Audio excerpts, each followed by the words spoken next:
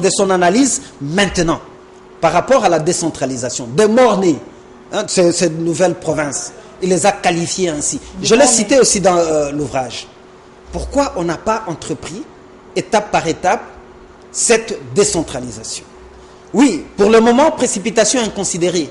Je crois que tout analyste impartial pourra faire le même constat. On est allé précipitamment dans cette matérialisation de la décentralisation. Et vous serez choqués comme moi de constater le gouvernement de la République, que le gouvernement de la République prétend que le pays manque de 2 millions pour faire l'élection, organiser l'élection de gouverneurs, de gouverneurs des nouvelles provinces. Nous sommes maintenant dans, je ne sais pas, un monstre constitutionnel ou dans la territoriale. Il y a des gouvernements provinciaux qui ont aussi des assemblées provinciales. Il y a aussi des provinces qui n'ont ni gouvernement ni députés provinciaux. Ce n'est pas normal dans une république. Et c'est ce qui fait à l'analyse, sans s'attaquer à qui que ce soit, on constate que non, cette décentralisation a été mal négociée. Il reste encore des pesanteurs. Je continue de souligner qu'en voyant la grandeur de notre pays, nous avons, en négociant ou en discutant de la nouvelle constitution, salué la pertinence de cette décentralisation, de ce régionalisme constitutionnel. Nous savons pourquoi. Il faut arriver à rapprocher le gouvernant des gouvernés. Il faut arriver. Prenez l'exemple de la vente du passeport, madame. C'est honteux qu'un compatriote du Nord Kivu puisse chercher pour avoir son passeport à venir à Kinshasa.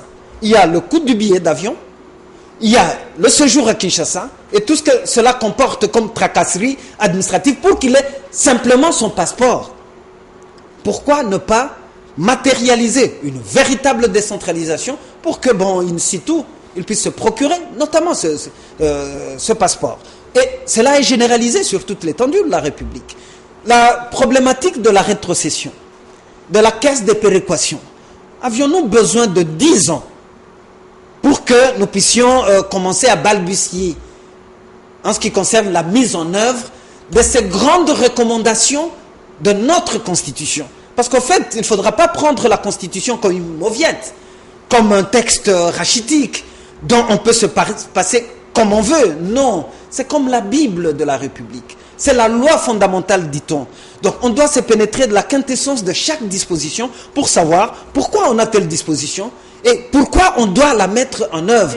Parce qu'en fait, le débat par rapport à la décentralisation, par rapport à la gestion de notre pays qui est un sous-continent, a toujours pesé entre les fédéralistes et les unitaristes. Mais ici, ingénieusement, nous avons trouvé un juste milieu. Parce que le fédéralisme tel qu'il est pensé par certains esprits malins va nous emmener à la balkanisation du pays. Rappelez-vous des sécessions, de tristes mémoires dans ce pays. Donc, on avait tout intérêt de pouvoir calmement, intelligemment, appliquer le régionalisme constitutionnel plutôt que faire du colmatage. Finalement, ça ressemble, ma foi, à une incurie que l'application de la Constitution. En 45 minutes, nous ne pouvons pas faire l'analyse de ce grand livre. 305 pages. Il faut s'en procurer. Je sais que ça ne coûte pas cher. On m'a dit que ça ne coûtait que 70 $. C'est cela, madame. Il faut lire ce livre parce que là, je fais une lecture rapide et je suis à la page 298. Cette page m'intéresse. Là, vous avez plutôt utilisé un article du journal Le Potentiel que vous avez repris, si je ne me trompe, et vous avez dit ceci: au moment où le ciel s'éclaircit sur la marche de la RDC vers son émergence, certains nostalgiques du temps passé veulent imposer un coup d'arrêt à la dynamique qui s'est mise en place depuis et soutenue par la communauté internationale.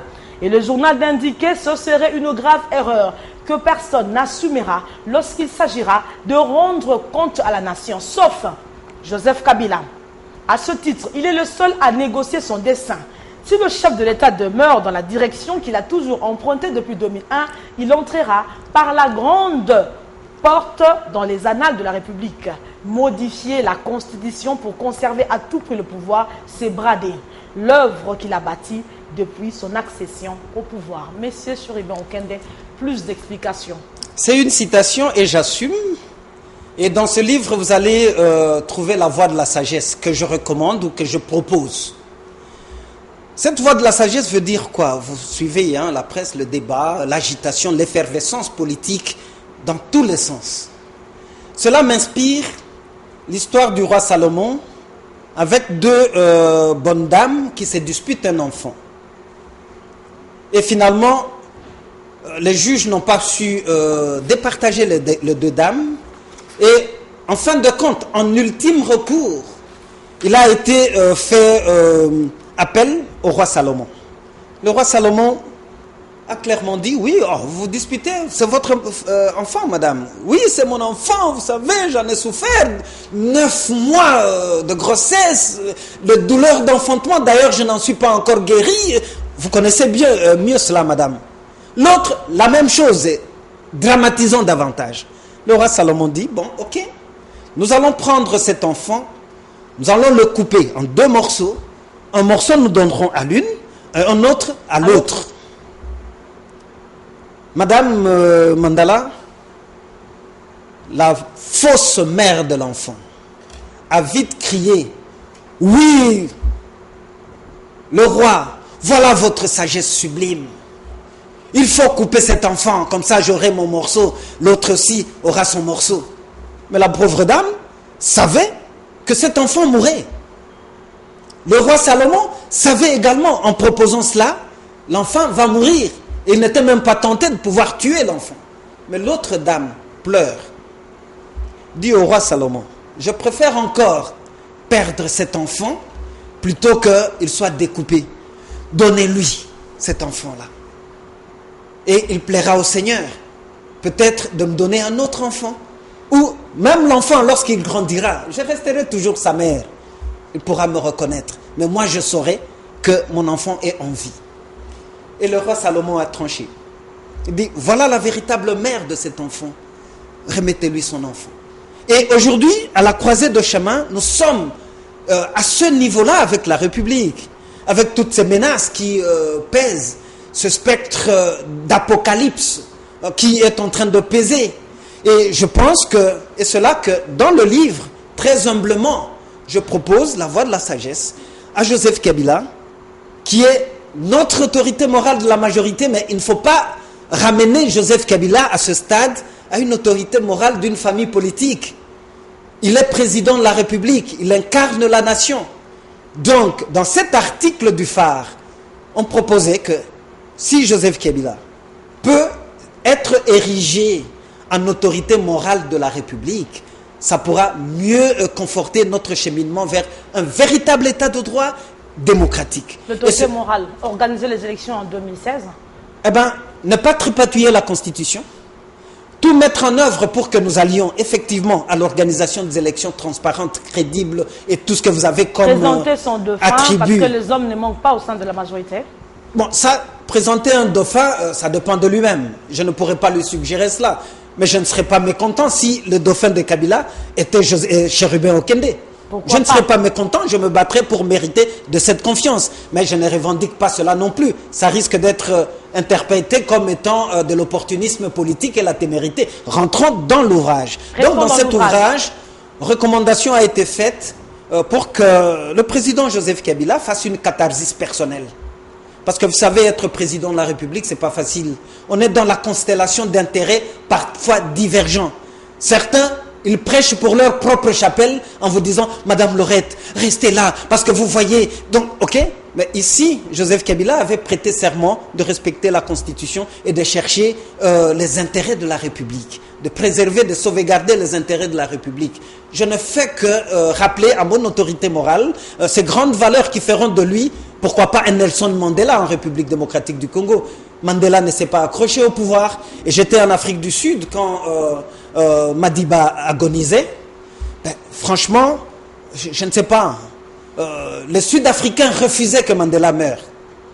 Vous savez, c'est une dimension charismatique, presque messianique, que Mandela a pu prendre dans son pays. Et en voyant comment nous avons commencé avec Joseph Kabila, en 2001, personne ne pensait qu'il pourrait même faire 6 mois.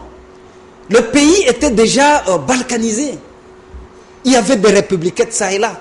Il nous a, avec flegme, calme, tempérance, il nous a dit, moi au mois d'octobre, j'étais encore vice-président national de la société civile du Congo.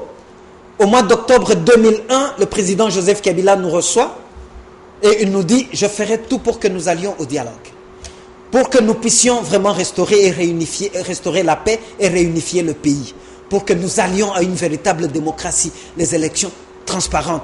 Madame, j'ai participé au dialogue intercongolais de A à Z, même de format réduit. Ça fait en sorte qu'après la transition, le dialogue intercongolais, nous avons vécu une transition difficile dans ce pays. J'étais député national de la transition. Donc je sais de quoi je parle. Et 1 plus 4 n'était pas une partie de plaisir. Non, il fallait avoir beaucoup d'abnégation, le sens d'abnégation. Beaucoup de concessions, oui. Beaucoup de concessions, beaucoup d'humilité. Il a su tenir. Et nous sommes allés aux élections 2006-2011. La constance politique de Chérubin Okende, c'est que je n'ai jamais abandonné ce schéma. Donc j'ai le devoir aujourd'hui de dire à l'autorité morale, et c'est à travers ce livre, que la République a besoin de lui. Il faut qu'il choisisse la voie de la sagesse. Au lieu de rester simplement autorité morale d'une famille politique, le potentiel nous a proposé une voie de palladium sacré du pouvoir au pays pour que Joseph Kabila devienne cette référence. On n'a jamais eu d'ex-président dans ce pays. Une fois nous étions à Kingakati, et ce n'est pas un secret de Dieu, je crois en 2011 ou 2012, Joseph Kabila me dit, les gens sont inquiets parce qu'il n'y a jamais eu passage de témoins de manière civilisée dans ce pays. Personne ne l'a vécu dans ce pays. C'est une histoire de coup d'État, de sécession, de guerre et l'assassinat. Il faut que nous fassions tout pour que le témoin se passe de manière civilisée. Et c'est cela que je rappelle là. Donc, lorsque je parle de la voie de la sagesse, madame, c'est ce que je préconise. Je pense que nous ne devons pas hypothéquer le Congo et surtout les acquis. Beaucoup d'acquis déterminants que vous allez découvrir à la lecture de cet ouvrage ont commencé avec Joseph Kabila à partir de 2001. Et pourquoi tout hypothéquer? Franchement, je suis personnellement, moralement vexé lorsque on commence à prendre le chef de l'État, président de la République, comme un désir. Kabila désir. Serais-je à sa place, ça me révolterait. Et aussi, il y a une phrase, vous avez cité tantôt, l'ancien Premier ministre Adolphe Muzito, il a dit lui-même que généralement les crises congolaises apparaissent lors des périodes d'alternance démocratique. Et vous avez eu l'audace, vous, de faire un diagnostic sans complaisance de la classe politique congolaise, l'opposition radicale, la majorité présidentielle. Vous avez dit tout haut ce que les autres disent si bas. Messieurs Chérubin Okende, je vous remercie. Merci madame. Si vous me donniez même quelques secondes pour le mot de la fin. Vous savez, cette citation d'Adolphe Muzito est très pertinente.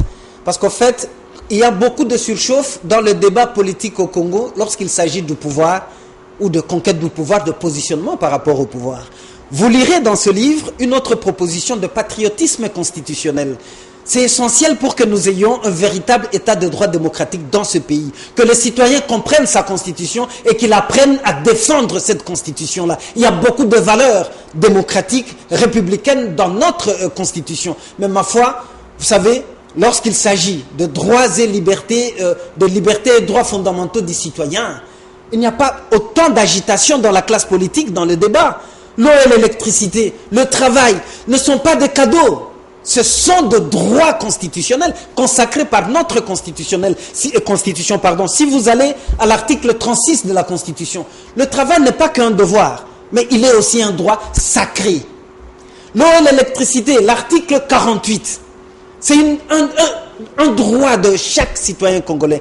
Mais combien de temps passons-nous dans un débat républicain sur ces évidences-là? Parce qu'aujourd'hui, l'eau, l'électricité, le travail, combien de milliers de Congolais terminent l'université et les statistiques sont déclinées dans cet ouvrage du taux de chômage dans notre pays. Est-ce que cela a déjà focalisé l'attention du débat politique à l'effervescence? Or, maintenant là, avec le débat sur la révision constitutionnelle, c'est depuis 2013, ma foi. Depuis l'apparition de l'ouvrage du professeur Bochab, que je respecte en tant que professeur d'université, que nous sommes focalisés là-dedans. Et si vous regardez, même les perspectives du fameux dialogue, c'est pour le ôte-toi pour que je m'y mette.